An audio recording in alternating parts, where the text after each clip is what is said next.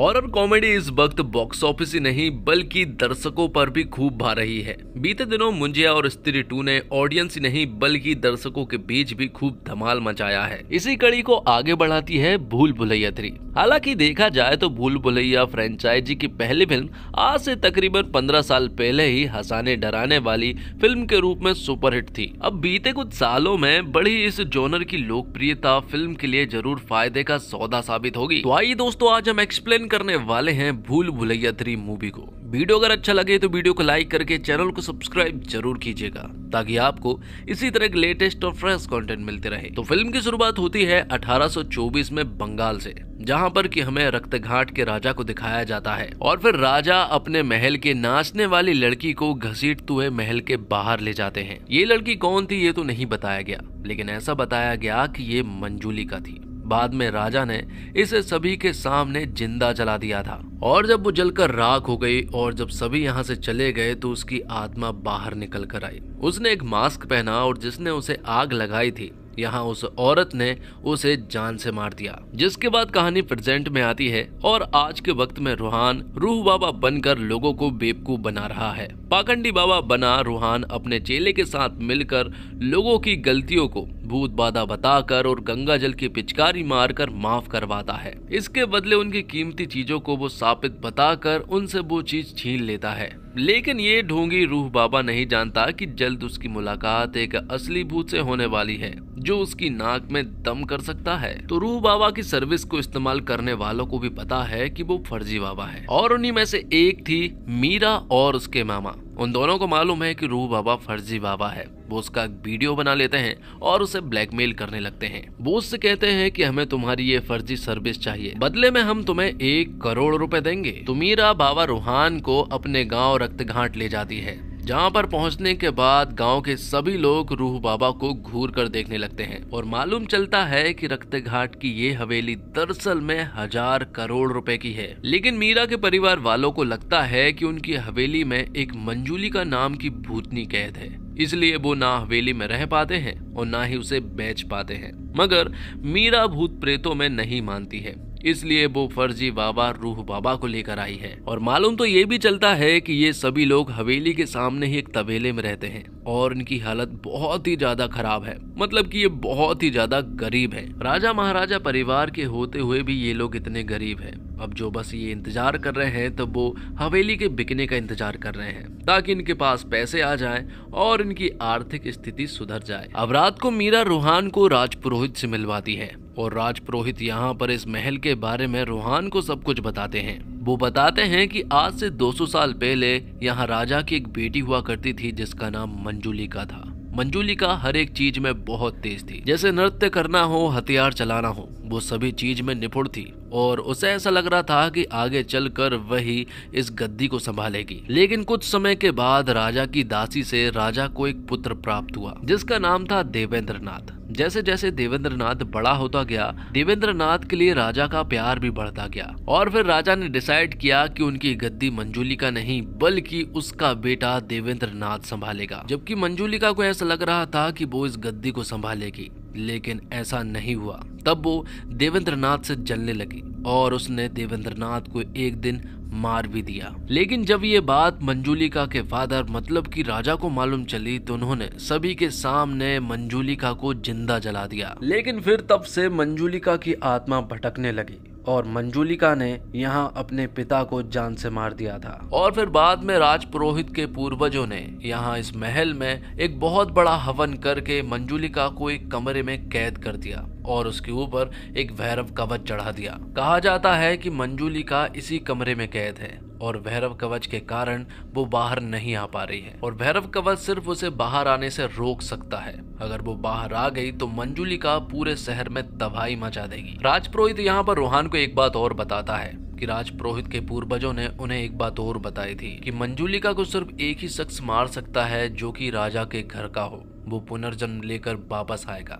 मालूम चलता है कि गांव के लोग यहाँ रूहान को इसलिए घूर कर देख रहे थे क्योंकि रूहान की शक्ल देवेंद्रनाथ से मिलती है और यहाँ राजपुरोहित को ऐसा लगता है कि रूहान ही वापस आया है पुनर्जन्म लेकर मंजुलिका को मारने के लिए। जबकि रूहान को तो हवेली पर इसलिए लाया गया है ताकि वो दुर्गा अष्टमी के दिन एक नकली पूजा करके यहाँ मंजुलिका को भगा दे और ये हवेली बिकने लायक हो जाए। जिसके बाद अगले ही दिन रूहान का एक राज अभिषेक किया जाता है। क्योंकि उसकी शक्ल देवेंद्रनाथ से मिलती है इसलिए उसे राजा के रूप में सब स्वीकार कर रहे थे। लेकिन तभी यहाँ पर एंट्री होती है छोटे पंडित, बड़े पंडित और पंडितायन की, जिनका मानना यह है कि रूह बाबा कोई असली बाबा नहीं बल्कि एक पाखंडी है जो कि यहाँ पर लोगों को बेवकूफ बना रहा है। लेकिन यहाँ पर रूह बाबा एक चाल चलता है। अब क्योंकि उसका पुनर्जन्म हुआ है इसलिए वो गांव वालों से कहता है कि 200 साल पहले ये लोग वही लोग हैं जिन्होंने राजा का सोना चुराया था, जबकि ये लोग तो राजा की सेवा किया करते थे, इसलिए इस जन्म में भी ये लोग यही करेंगे और ये मेरी सेवा वगैरह करेंगे। तो उन पंडितों को उसकी बात माननी पड़ती है, वरना चोरी के इल्जाम में उन्हें यहाँ पर बहुत पिटना पड़ेगा। अब आगे हमें मालूम चलता है कि मीरा रूहान को पसंद करती है और कहीं ना कहीं रूहान भी मीरा को पसंद करता है। और फिर अगले दिन मलिका नाम की औरत की एंट्री होती है जो कि सभी को बताती है कि वो हेरिटेज के लिए काम करती है और इस हवेली में भी वो अपना काम करने के लिए आई है। यहाँ वो रूहान को ये सारी बातें बता रही थी। लेकिन जब से मलिका इस हवेली में आई है तब से हवेली में बहुत ही सुपर नेचुरल जैसी चीजें होने लगी है, जैसे देवेंद्रनाथ की तस्वीर का जल जाना, तो कभी रेडियो से मंजुलिका की आवाज आने लगना। और जब से मलिका यहाँ पर आई है तब से रूहान को रात को डरावने सपने भी आने लगे हैं। और फिर एक दिन रूहान देखता है कि जिस दरवाजे के पीछे मंजुलिका कैद है वो दरवाजा भी खुल चुका है और दरवाजे खुलते ही यहाँ पर बहुत सारी सुपरनेचुरल एक्टिविटी होने लगती है। कोई उनके ऊपर बार बार हमला कर रहा था। लेकिन तभी सामने यहाँ पर मलिका आती है और वो उन्हें इन पंडितों के सामने ले जाती है और मालूम चलता है कि दरअसल में इतने दिन से जो इंसान डरा रहे थे वो कोई और नहीं बल्कि यही पंडित थे। और इनके बारे में अब हमें मालूम चलता है कि दरअसल में ये लोग हल्दी घाटी में रहा करते थे, लेकिन वहां तूफान और आंधी आने की वजह से इनका घर पूरी तरह से तबाह हो गया था। बाद में ये लोग यहाँ पर पहुंचे। जब वो इस हवेली में पहुंचे तो इन्हें पता चला कि ये तो मंजुलिका भूतनी की हवेली है। लेकिन जैसे ही वो अंदर गए तो मालूम चला कि मंजुलिका जिस दरवाजे के पीछे कैद है वो दरवाजा पहले से ही खुला हुआ था। अब क्योंकि ये लोग बेघर हो चुके थे और इन्हें रहने के लिए कोई घर भी चाहिए था, इसलिए वो इसी हवेली में रहने लगे थे और लोगों को डराने भी लगे थे। इसी वजह से तो कोई भी इस हवेली को नहीं खरीद रहा था। अब जब रूहान को ये बात मालूम चली कि दरवाजे के पीछे मंजुलिका नहीं है तो उसका कॉन्फिडेंस हाई हो जाता है और वो राजा से कहता है कि वो दुर्गा अष्टमी तक इंतजार नहीं करेगा बल्कि वो तो कल ही लोगों के सामने पूजा कर देगा और बता देगा कि उसने मंजुलिका को यहाँ से भगा दिया है। बदले में यहाँ पर रूहान मलिका से कहता है कि क्या तुम मंजुलिका बनकर दरवाजे के पीछे मंजुलिका की एक्टिंग करोगी, जिस पर कि यहाँ मलिका हाँ बोल देती है। तो अगले दिन मलिका मंजुलिका की एक्टिंग करती है दरवाजे के पीछे। लेकिन मलिका की एक्टिंग इतनी रियल थी कि ऐसा लग रहा था कि मलिका के अंदर ही मंजुलिका है। ये चीज रूहान ने भी कहीं ना कहीं देख ली थी, इसलिए उसे भी तो डर लग रहा था। तब यहाँ पर राजपुरोहित आता है और वो यहाँ रूहान को समझाता है कि ये बहुत ही गलत है क्योंकि तुम नहीं जानते हो कि तुमने क्या किया है। लेकिन रूहान उनकी बात नहीं मानता है क्योंकि ये दरवाजा तो पहले से ही खुला हुआ था, इसलिए कोई प्रॉब्लम नहीं होगी, ये उसे बहुत अच्छे से मालूम है। तो कमरे की पूजा हो जाने के बाद इन्हें एक और खुफिया रास्ते के बारे में मालूम चलता है और इन्हें एक ऐसे दरवाजे के बारे में मालूम चलता है जिसके ऊपर भी भैरव कवच चढ़ा हुआ था और उसे पूरी तरह से बंद किया गया था। तो रूहान को ऐसा लगा कि ये दरवाजा भी वैसे ही होगा जैसे पहले वाला था, उसमें भी मंजुलिका नहीं थी तो इसमें भी नहीं होगी, इसलिए वो इस दरवाजे को खोल देता है। जैसे ही वो इस दरवाजे को खोलता है तो इसके अंदर से बहुत सारे कौवे बाहर निकल कर आते हैं और तभी यहाँ पर राजपुरोहित आता है और उसने इस महल के बारे में अब सब कुछ पढ़ लिया था। वो यहाँ पर रूहान को बताता है कि इस महल में एक नहीं बल्कि 2 मंजुलिका है। दरअसल में राजा की 2 बेटी हुआ करती थी, एक का नाम मंजुलिका था, दूसरी का नाम अंजुलिका का था। और तभी यहाँ पर हम माधुरी दीक्षित के कैरेक्टर को आता हुआ देख पाते हैं और तभी राजपुरोहित रूहान को 200 साल पहले की कहानी बताने लगता है। वो कहता है कि राजा की 2 बेटी थी, मंजुलिका और अंजुलिका, दोनों ही बहुत ही तेज थी। नृत्य में, हथियार में, हर एक चीज में निपुण थी। और यहाँ प्रेजेंट सीन में हम देखते हैं माधुरी दीक्षित जो कि अपना नाम मंदिरा बताती है। वो रोहान से कहती है कि वो एक जगह की रानी है और वो यहाँ पर इस महल को खरीदने के लिए आई है क्योंकि ये महल उसका है। जब रोहान ने उस दरवाजे को खोला था और जब मंदिरा की एंट्री यहाँ पर हुई थी तो बहुत सारे कौवे उड़ गए थे वो, लेकिन बाद में वो मर भी गए थे। जिसके बाद हम देखते हैं कि मंदिरा और मल्लिका का जब आमना सामना होता है तो दोनों एक दूसरे की गर्दन पकड़ लेते हैं जैसे वो दोनों एक दूसरे की खून की प्यासी हों। तो आगे मंदिरा जो है वो राजा से मिलती है और राजा से कहती है कि वो इस महल को 1000 करोड़ में खरीदना चाहती है, लेकिन वो ये इस महल को दुर्गा अष्टमी के दिन खरीदेगी। यहाँ हमें कुछ बातें मालूम चलती है कि जैसे मंदिरा भगवान में बिल्कुल भी नहीं मानती है, वो मंदिर के अंदर जाने में भी बिल्कुल विश्वास नहीं रखती है। जब से वो यहाँ पर आई है मल्लिका और मंदिरा के ऊपर लोगों को शक होने लगा है कि इन दोनों में से ही कोई मंजुलिका है और रोहान को ऐसा लगता है कि मल्लिका मंजुलिका है, तो वहीं मीरा को ऐसा लगता है कि मंदिरा मंजुलिका है। तो मंदिरा तो इस महल को दुर्गा अष्टमी के दिन खरीदना चाहती है, लेकिन तभी यहाँ पर खन्ना नाम का एक आदमी आता है और वो इस महल को आज के आज खरीदना चाहता है। तो राजा भी मान जाता है महल बेचने के लिए, लेकिन उसी रात खन्ना की जान चली जाती है। खन्ना को मास्क वाली आत्मा ने मार दिया था। अब महल के अंदर और भी ज्यादा सुपरनेचुरल जैसी चीजें स्टार्ट हो जाती है और लोग पूरी तरह से डर भी चुके थे। रोहान को भी बहुत डर लगा था, इसलिए वो तो यहाँ से दुम दबाकर भागने लगता है। जबकि रोहान और मीरा की तो शादी होने वाली थी, लेकिन रोहान यहाँ पर नहीं रुकना चाहता था। वो यहाँ से कार से भागने की कोशिश तो करता है, लेकिन बार बार वो इस भूल भुलैया से बाहर नहीं जा पा रहा था और महल के अंदर ही आ जाता है। अब राजपुरोहित अगले दिन फिर से रोहान के पास आता है और सिर्फ एक ही दिन बचा था दुर्गा अष्टमी के लिए। तो राजपुरोहित रोहान से कहता है कि उन्हें ये बात मालूम है कि वो एक ढोंगी बाबा है, लेकिन उन्हें अपने पूर्वजों की कही हुई बातों पर भी विश्वास है, जिन्होंने कहा था कि राजा के घर से ही कोई पुनर्जन्म लेकर आएगा और वो मंजुलिका को खत्म करेगा। अब क्योंकि मंजुलिका बाहर है और अगले दिन दुर्गा अष्टमी है, इसलिए वो मंजुलिका को खत्म तो नहीं कर सकते हैं। इसलिए वो एक हवन करके वापस से मंजुलिका को उसी दरवाजे के पीछे कैद करना चाहते हैं। तभी हम देखते हैं कि मीरा जो है वो अलग तरह से बर्ताव करने लगती है, जैसे उसकी बॉडी को किसी ने पजेस कर लिया हो। इससे पहले की बात बिगड़ पाती यहाँ पर रोहान आ जाता है और वो यहाँ पर मीरा को बचा लेता है। मीरा यहाँ पर रोहान को बताती है कि थोड़ी देर पहले वो मंदिरा के साथ बैठी हुई थी। तब यहाँ पर रोहान को समझ आता है कि जरूर मंदिरा ही असली मंजुलिका है। तब रोहान मंदिरा के पास जाने लगता है क्योंकि उसे ऐसा लग रहा था कि मंदिरा ही मंजुलिका है। लेकिन तभी हम देखते हैं कि मंदिरा को यहाँ पर मल्लिका